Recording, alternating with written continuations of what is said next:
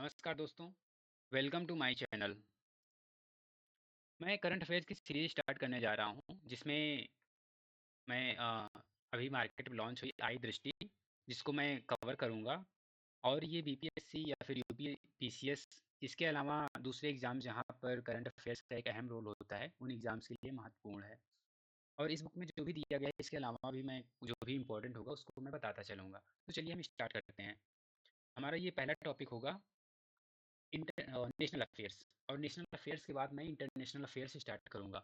और स्टार्टिंग में इस बुक के कुछ वन लाइनर्स दिए हुए हैं, तो उनको भी मैं इसके बाद कवर करूंगा। तो पॉलिटिकल और नेशनल अफेयर्स में हमारा पहला टॉपिक है सेमीकॉन इंडिया। बेसिकली हम हमें ये तो पता ही है कि सेमीकंडक्टर होता क्या है। हमें इलेक्ट्रॉनिक्स में काफ़ी ज़्यादा आज के समय में एआई का युग है। कंप्यूटर्स या फिर मोबाइल लैपटॉप कोई भी हो चीज़ जो इलेक्ट्रॉनिक्स, तो उसमें सेमीकंडक्टर का एक अहम रोल होता है। और इसीलिए आज की मार्केट जो कि सेमीकंडक्टर पर डिपेंड है, और इंडिया भी चाहता है इस क्षेत्र में अग्रणी रहना। और इसी वजह से सेमीकॉन इंडिया 2024 का और ये इवेंट ऑर्गेनाइज किया जाता है ग्रेटर नोएडा में, जिसका इनाग्रेशन कौन किया था? प्राइम मिनिस्टर नरेंद्र मोदी ने किया था इसका इनाग्रेशन। और ये 11 से 13 सितंबर 3 दिन का एक इवेंट था, यहाँ पे ऑर्गेनाइज किया गया था। और इसका मेन एम क्या था? Shaping the semiconductor future. Basically semiconductor आज के समय में इतना महत्वपूर्ण है कि इस पर क्वेश्चन बनना स्वाभाविक है।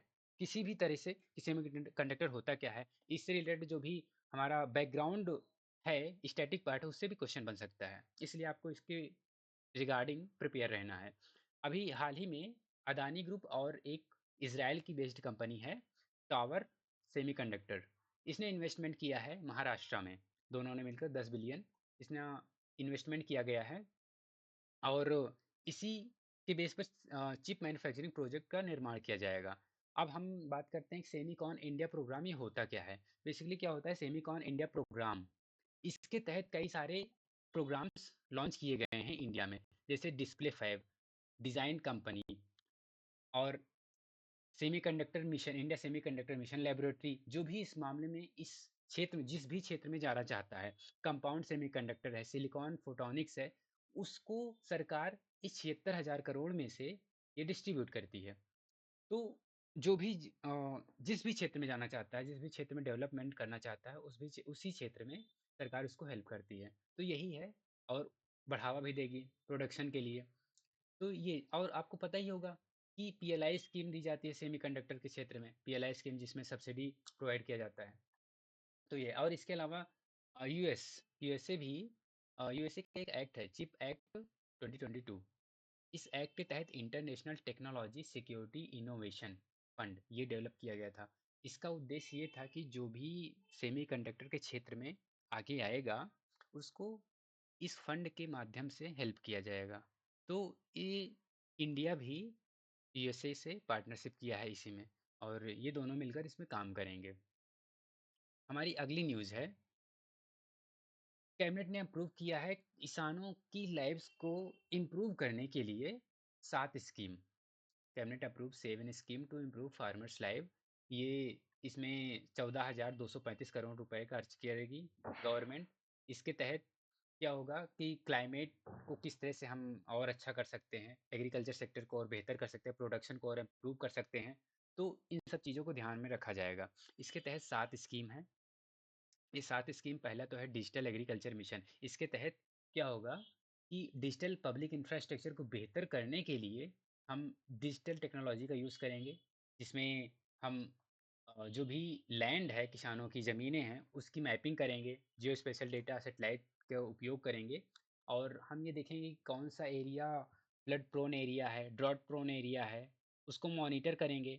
और वेदर क्लाइमेट चेक करेंगे कि कौन से एरिया में ग्राउंड वाटर अवेलेबल है, कहाँ पे कितना अवेलेबल है, उस हिसाब से हम रजिस्ट्री करेंगे किसानों का, और उनको एक आइडेंटिफिकेशन नंबर देंगे उनकी ज़मीन का। ये होगा। और हमारी दूसरी स्कीम है crop science for food and nutritional security. इसके तहत क्या है, सरकार ने इतना इस पर खर्च कर रही है क्योंकि हम ये जानते हैं कि सरकार का एक लक्ष्य है कि 2047 तक इंडिया को डेवलप्ड कंट्री के रूप में सामने लाना है। और इस वजह से सबसे ज़्यादा ज़रूरी हो जाता है कि हम फूड सिक्योरिटी और न्यूट्रिशनल सिक्योरिटी को बेहतर करें। और इस वजह से सरकार इस पर ध्यान दे रही है कि हम कैसे इसको बेहतर कर सकते हैं, और हमें पता है कि सस्टेनेबल डेवलपमेंट गोल का भी यही लक्ष्य है कि फूड और पावर्टी और हंगर इसको मिटाना है। तो उस चीज़ को भी ये ध्यान में रखा जाएगा। और हमारी तीसरी स्कीम है एग्रीकल्चर एजुकेशन को हमें स्ट्रॉन्ग बनाना है। Agriculture education, management, social science, इसको स्ट्रेंथ करना है ये। ठीक है। और हमारी चौथी स्कीम है लाइव स्टॉक हेल्थ और प्रोडक्शन। लाइव स्टॉक, अब एग्रीकल्चर तो ठीक है, ज़मीन हो गया, ज़मीन का मामला, ज़मीन की प्रोडक्शन कैसे, अब लाइव स्टॉक भी बेहतर करना है। इसमें भी सरकार इसमें खर्च कर रही है 1700 करोड़ रुपए। डेयरी प्रोडक्शन, अब एनिमल में क्या ही होता है, एनिमल में बहुत सारी चीज़ें, डेयरी प्रोडक्शन टेक्नोलॉजी का स्ट्रेस वहाँ पे यूज़ हुआ। इसमें बेसिकली क्या है, हमें टेक्नोलॉजी को हर जगह इंक्लूड करना है। जितने भी स्कीम है सब में टेक्नोलॉजी को इंक्लूड करना है, ताकि हम प्रोडक्शन को और इन्हेंस कर सकें। बस हमें और ज़्यादा डिटेल में जाने की ज़रूरत नहीं है। बस कुछ चीज़ें जो स्कीम है वो बस दिमाग में होनी चाहिए। पहले मैंने क्या बताया, टेक्नोलॉजी, जिसमें हम मैपिंग का इस्तेमाल करेंगे। और दूसरी हमने क्या बताया, दूसरी बताया कि हम न्यूट्रिशनल और फूड सिक्योरिटी को कैसे बेहतर कर सकते हैं। तीसरी हमने क्या बताई, तीसरी बताई एग्रीकल्चर एजुकेशन। एग्रीकल्चर एजुकेशन लोगों को हम प्रोवाइड करेंगे ताकि वो बेहतर प्रोड्यूस कर सके अपने खेतों में। चौथी लाइव स्टॉक से है, उनका हेल्थ कैसे बेहतर होगा, उनका और ज़्यादा प्रोडक्शन कैसे होगा, डेयरी प्रोडक्ट कैसे बेहतर और हम कर सकते हैं। और चौथा, पाँचवा, पाँचवा है हॉर्टिकल्चर। हॉर्टिकल्चर को भी हमें बेहतर करना है। हॉर्टिकल्चर के क्षेत्र में इसको भी बेहतर करना है।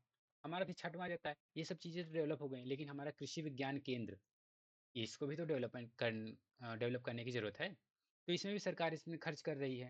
हमारा फिर नेचुरल रिसोर्स आ जाता है, सातवां, कि हम नेचर को कैसे हम बेहतर कर सकते हैं, नेचुरल रिसोर्स, इसको भी कैसे बेहतर कर सकते, तो इस पर भी सरकार खर्च करे, क्योंकि नेचुरल रिसोर्स वो तो अहम होता ही है, तो नेचर को बचाना है। हमें केमिकल का यूज़ किस तरह से करना है, कितनी मात्रा में करना है, हमें ऑर्गेनिक को बढ़ावा देना है, ये सब चीज़ें इसमें आएंगी। और फिर हमारी अगली न्यूज़ है वन नेशन वन इलेक्शन। अब इसकी थोड़ी-सी एक अलग कहानी है। नाइन जब हमारा देश आज़ाद हुआ था, उसके बाद से one nation one election form ही चल रहा था। ये 1967 तक चला था। उसके बाद से इंडिया में कुछ राज्यों में प्रेसिडेंट रूल लग गया था, जिसकी वजह से ये जो कंटिन्यूटी थी ये ब्रेक हो गई। और फिर कुछ राज्यों में अलग-अलग समय पे इलेक्शन होने लगे, जिसकी वजह से आज तक वही चल रहा है, 2024 चल रहा है, फिर भी आज तक वही चल रहा है। इसके बीच-बीच में कई सारी कमिटी बनी कि हम वन नेशन वन इलेक्शन को किस तरह से और आगे ले जा सकते हैं, लेकिन वो कारगर नहीं हुई। और इस समय ये हमारे फॉर्मर प्रेसिडेंट रामनाथ कोविंद की अध्यक्षता में एक कमेटी का निर्माण किया गया था, जो कि 191 डेज के अंदर एक रिपोर्ट सबमिट किए थे। इस रिपोर्ट में इन्होंने 2 फेज़ में इलेक्शन करवाने की डिमांड की थी, कि हाँ, ये सही रहेगा। जिसमें पहला फेज़ में बोला कि फर्स्ट, कि लोकसभा और असेंबली इलेक्शन साथ-साथ कंडक्ट करवा दिए जाएँगे, और सेकंड फेज़ में लोकल बॉडी के इलेक्शन कंडक्ट करवाए जाएँगे, और ये फर्स्ट फेज़ जो होगा उसके 100 दिन के अंदर-अंदर ये कंडक्ट करवाया जाएगा। ये था, ठीक है। और जो इनकी कमिटी थी, इसमें ये तो हेड थे, और इसके अलावा बहुत सारे और भी थे मेंबर्स, जैसे कि हमारे union minister union home minister Amit Shah, और एन के सिंह, ये 15 फाइनेंस कमीशन के चेयरपर्सन रह चुके थे। तो ऐसे भी कई सारे मेंबर्स ये सारे इसमें दिए हुए हैं। ओके। ये मैंने जो बताया कि अभी कितने और बहुत सारे हुए हैं, 1919 में हुआ था, 2015 में एक रिपोर्ट पार्लियामेंट्री कमेटी की इसी मामले में बैठी हुई थी। तो ये सब चीज़ें आगे हुई थी। अब हम आते हैं अगली न्यूज़ पे, पीएम स्वनिधि स्कीम। ये क्या है? पीएम स्वनिधि ये स्ट्रीट वेंडर से रिलेटेड है। PM street vendor Atmanirbhar Nidhi योजना, ठीक है? इसका फुल फॉर्म ये हुआ। अब उत्कृष्टता की ओर बढ़ते कदम, ये एक इवेंट था जो कि ऑर्गेनाइज़ किया गया 18 जुलाई 2024 को ऑर्गेनाइज़ किया। किसने ऑर्गेनाइज़ किया था? Ministry of housing and urban affair, ये इंपॉर्टेंट हो जाता है। किसने ऑर्गेनाइज़ किया था? उत्कृष्टता की ओर बढ़ते कदम। ये इवेंट को किसने ऑर्गेनाइज़ किया था? तो इसने ऑर्गेनाइज़ किया था। ये हो गया, ये इंपॉर्टेंट है। अब दूसरा चीज़ ये आ जाता है कि ये ऑर्गेनाइज़ तो किया गया था, किस पर्सपेक्टिव से ऑर्गेनाइज़ किया गया था? स्ट्रीट वेंडर्स के लिए और दीनदयाल अंत्योदय योजना और नेशनल अर्बन लाइवलीहुड मिशन, ये 2 मिलाकर, ये 2 स्कीम थी, इन दोनों मिलाकर ये ऑर्गेनाइज़ किया गया था। इसका मेन पर्पज़ क्या है? इस स्कीम का पर्पज़ ये है कि लोगों को या स्ट्रीट वेंडर्स को एम्पावर करना। एम्पावर कैसे किया जाए? उनको लोन प्रोवाइड करके, इस तरह से।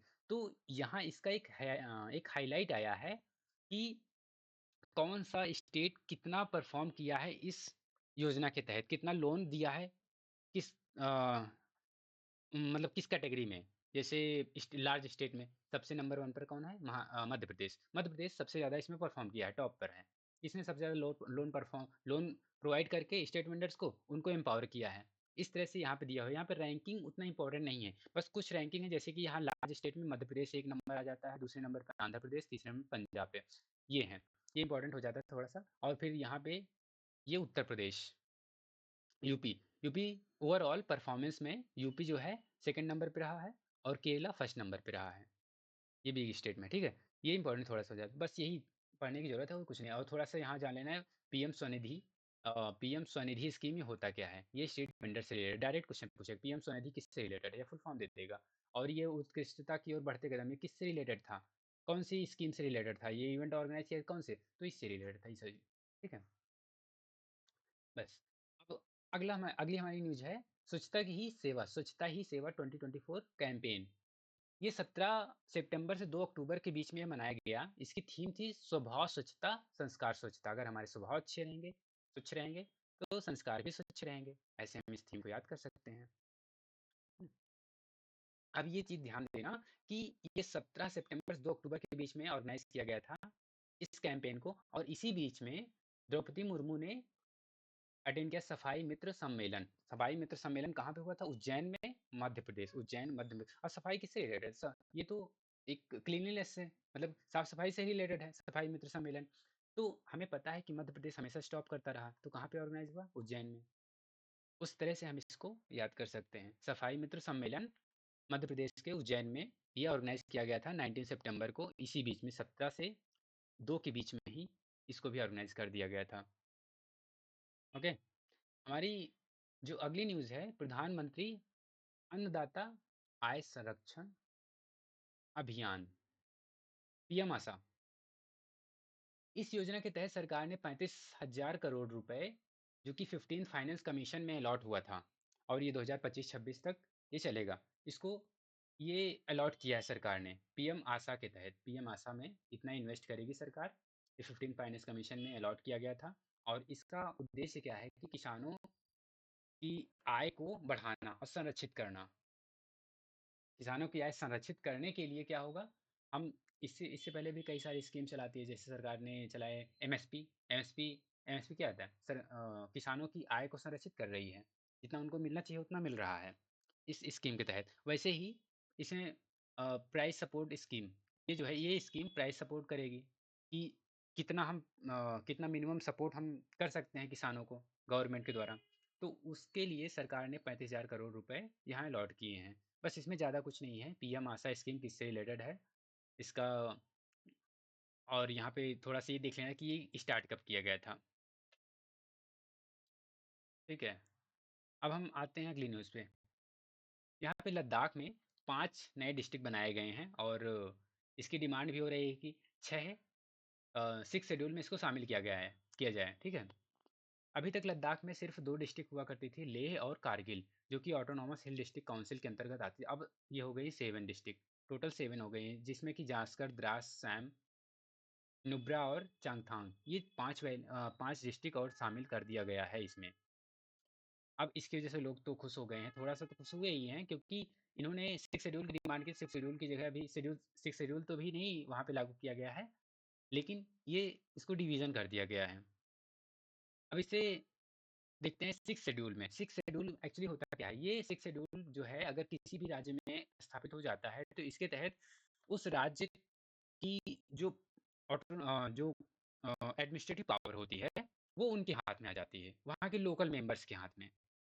अब कुछ सब्जेक्ट हो जाते हैं, निर्धारित कर दिए जाते हैं कि इन लोकल मेंबर के हाथ में ये सब्जेक्ट होंगे। जैसे एग्जांपल के तौर पे लैंड, लैंड अगर लैंड लोकल पीपल के हैंड में आ गया, हाथ में आ गया है, तो वहाँ पर वो निर्धारित करेंगे कि जो भी बाहर की फैक्ट्री आ रही हैं कहाँ पर सेटअप हो सकती हैं, कैसे सेटअप हो सकती हैं, वो उनके हाथ में है। सेंट्रल गवर्नमेंट उसमें कुछ नहीं करेगी।